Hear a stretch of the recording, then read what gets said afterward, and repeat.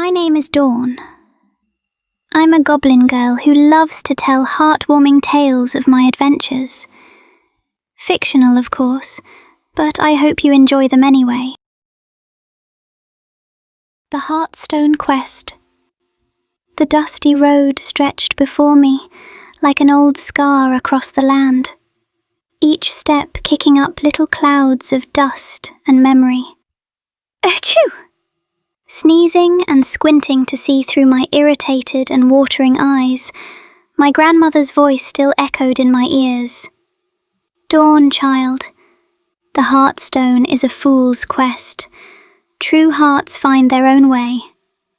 But I was young and stubborn, and the elders had spoken of a stone that glowed with inner fire, hidden in a temple across the sea. A stone that could show a goblin her true purpose. That was my goal. I had to find it.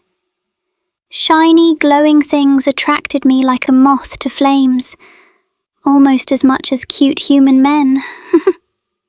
She giggles to herself as she thinks this. The harbour town of Saltbreak rose ahead, its wooden docks jutting into the grey water like weathered fingers.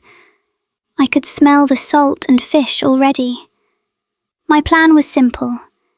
Find a ship heading east, hide in the cargo hold, and pray to any listening gods that I didn't get caught. Simple plans are always the best kind of trouble. I slipped into town at dusk, when the dock workers were changing shifts and the taverns were just starting to fill. That's when I saw it, the Maiden's Mercy, a sturdy merchant vessel with a hold big enough to hide a small, determined goblin. Getting aboard was easier than it should have been.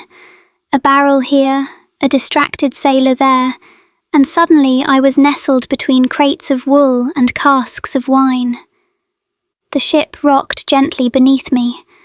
I thought I'd made it. I really did. So there I am, tucked between the crates, feeling very clever. The ship sets sail. I'm dreaming of heartstones and adventures, and then I sneeze, right as the first mate is walking past my hiding spot. A big, dramatic, echoing through the hold sneeze. He yanks the crate aside, and suddenly I'm staring up at this enormous human with a very unimpressed expression. "Stow-away," he growls. "Captain'll have you thrown overboard or sold at the next port." Fear gripped me. I knew there was a chance, but my goblin instincts for excitement and adventure always get the better of me, and I ignore the risks. Until they catch up to me. "Please," she pleads to the first mate. I can work. I can earn my passage. Please." The first mate glares at me. "Too late now, missy. Should have thought of that before stowing away." He grabs her by the collar and half carries, half drags her to the captain's cabin. The first mate's grip is tight on my collar as we climb the stairs. He bangs on the captain's door with his free hand, shouting, "Stow away, sir." My heart's hammering as loud as his fist. The captain opens the door. "What's this? Stow away?" He looks down at Dawn, grim frustration clearly written on his face. He sighs and says, "Take her to the brig. We'll turn her in to the local authorities when we get to Cliff Rock." Completely dismissing the situation, he turns and slams the door of his cabin as he returns to his work on the ledgers. The ship groans into Cliff Rock Harbour 2 days later. I'm huddled in the brig, cold, hungry, scared. They haul me onto the deck and down to the docks in chains. And that's when I see him, Albert. He's working on the dock, coiling rope. He stops and watches as they march me down the gangplank. curiosity in his eyes. "What's the girl done?" he asks the first mate. "Stow-away, taking her to the magistrate." Albert studies me, this small, green goblin girl with copper hair and golden eyes full of defiance and fear. He sees the Heartstone Quest written in my face, maybe. "If I pay her passage, will you let her go?" he asks. The first mate nods. "The captain'll be all right with that." "How much?" The first mate names a price. Albert doesn't even flinch. He hands over the coins. Albert looks down at Dawn and says, "Stay out of trouble, yeah?" Winks at her and goes back to work like nothing happened. They unlock my chains. I'm free. But now I owe a debt to a stranger.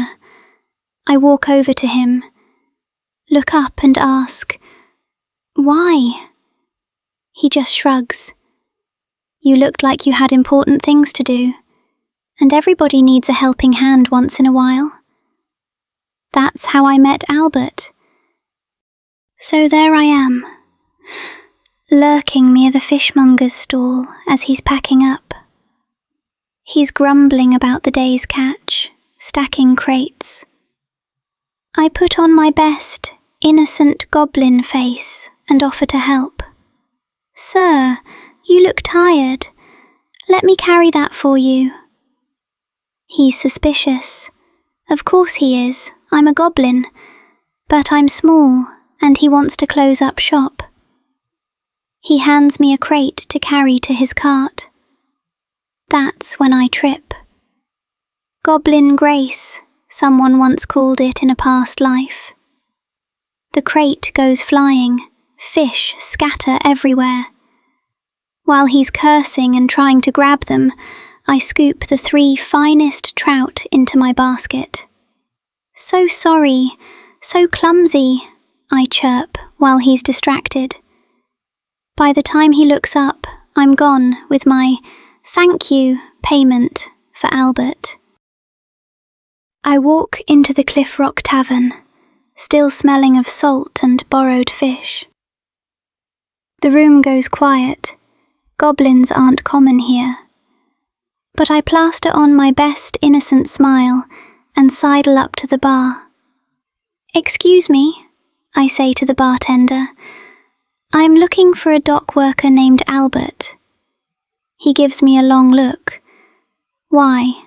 he asks. "Albert don't mess with anybody.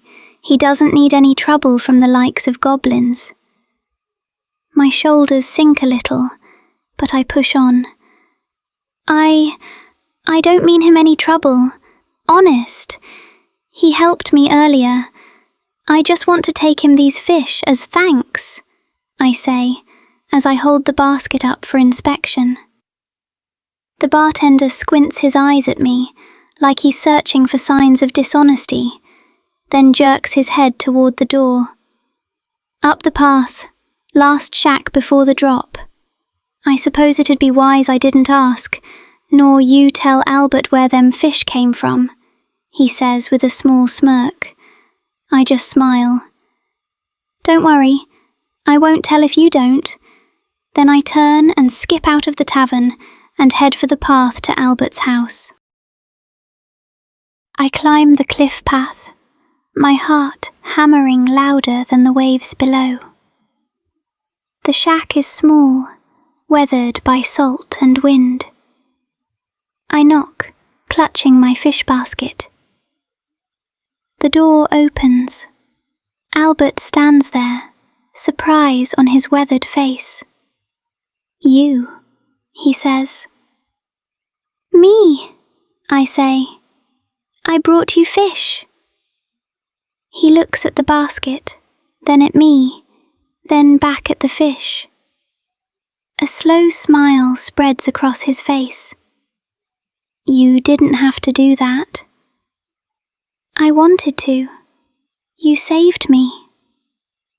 "Well, come in then. Can't let good fish go to waste. And just like that, I'm inside Albert's shack. Albert motions to the worn couch, says, "Have a seat." "Tea?" I nod. Tea would be nice. Thank you. He moves to the stove to pour hot water into 2 mugs with tea bags. The couch is worn but clean. Albert sets down the 2 mugs of tea, then sits carefully, like he's not used to company. So, Goblin girl with a basket of fish. He sips his tea. "What's your name?" "Dawn." I curl my legs under me. "And you're Albert, the dock worker who saves goblins." He almost smiles. "Don't make a habit of it." We talk. He tells me about the sea, about years on the docks. I tell him about Gloomwood, about my grandmother's warnings. Not about the Heartstone. Too soon. The sun sets through his small window, painting the room gold. He doesn't ask me to leave. I don't offer to go.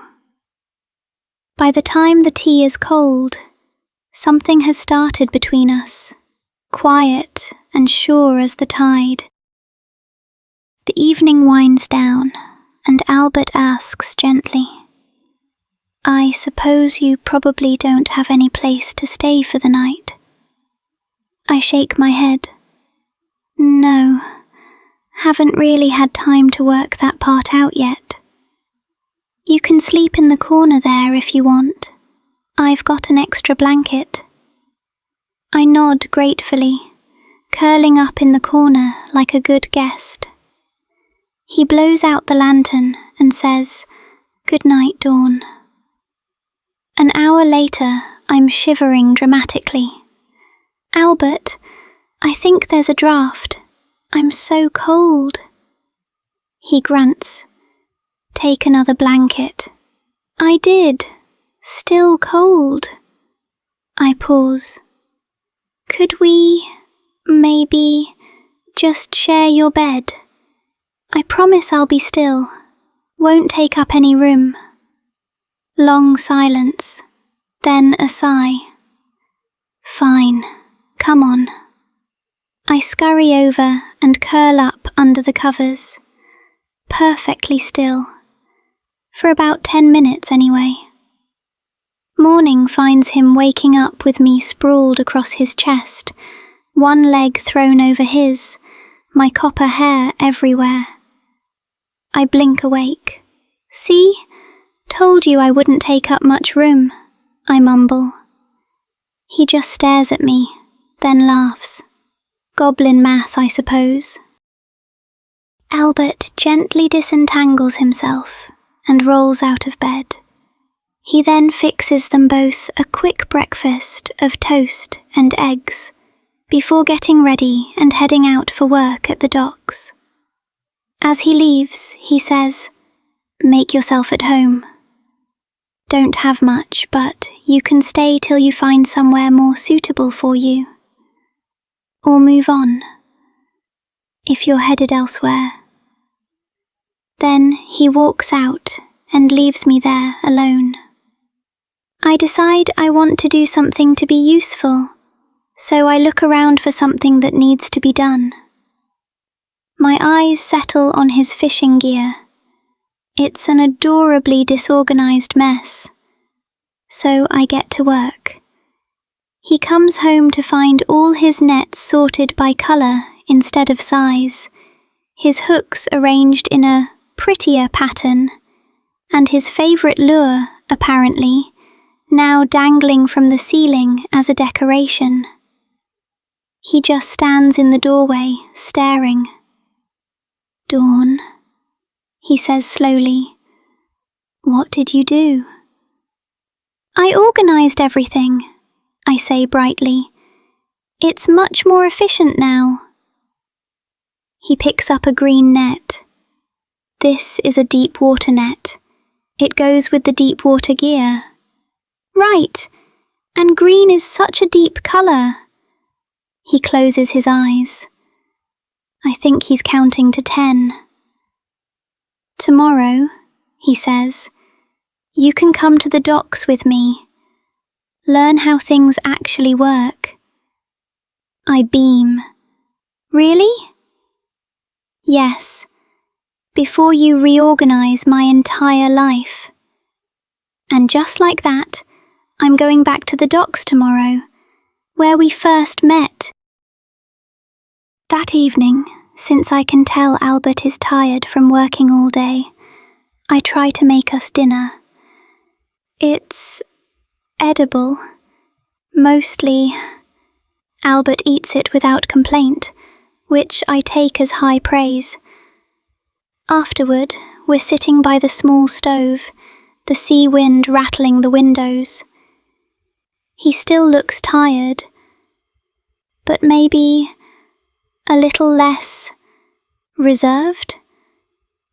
You know, he says slowly, you could just sleep in the bed tonight, since you'll end up there anyway.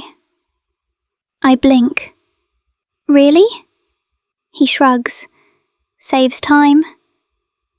That night, I curl up beside him. No dramatics, no fake shivering. Just close. He doesn't move away.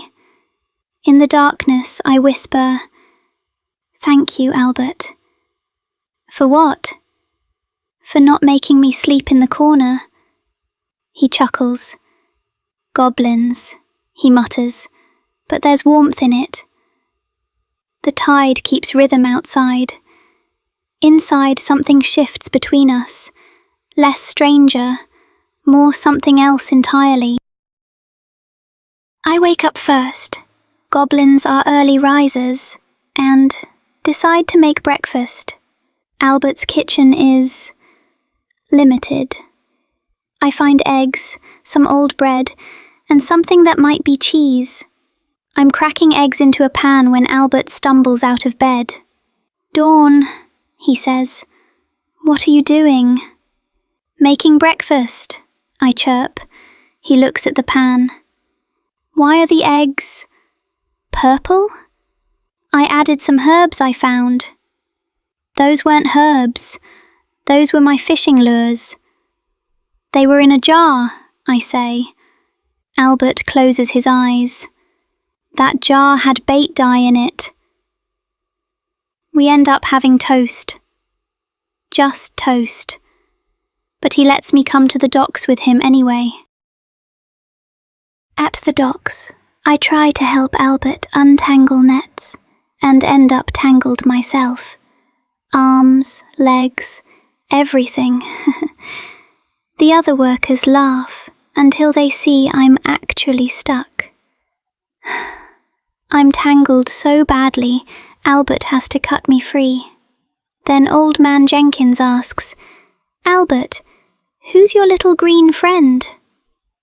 Albert takes a breath to tell the story, but before he can get a word out, I chirp, "I'm his housekeeper," which makes it sound way more official than it is. By noon, everyone thinks we're married. Albert keeps trying to correct them, but I accidentally confirm it every time. Yes, Albert's very particular about how he likes his nets folded. He just sighs and lets it happen. This is all his own fault after all. He did keep her from being taken to the magistrate. Besides, she's kind of adorable in her own Goblin Grace way. He doesn't mind having her around. Most of the time. That evening, I somehow actually managed to cook fish without any disasters. Albert eats quietly, then puts his fork down. "So, you mentioned your grandmother warning you about something. What was that all about?" I tell him about the Heartstone and how I left home to find it, how it was why I'd stowed away before we met. I pause, surprised he remembered. It's supposed to show a goblin her true path, the Heartstone. But I think, maybe, I already found it. He looks at me. Yeah? Yeah. I reach across the table, touch his hand. It wasn't a stone at all. He doesn't pull away, just nods slightly. That night, we go to bed together without a word. No pretense. Just two people who found each other by accident and realized it wasn't an accident at all. The tide keeps time outside. Inside, our hearts find their rhythm. A rhythm that neither of us imagined just days ago would keep our heartbeats in sync for a lifetime. I hope you've enjoyed my story today. I'll do my best to come up with more ways to let my mischief lead to more cute humans. What proper goblin girl doesn't love human men, right? See you next time.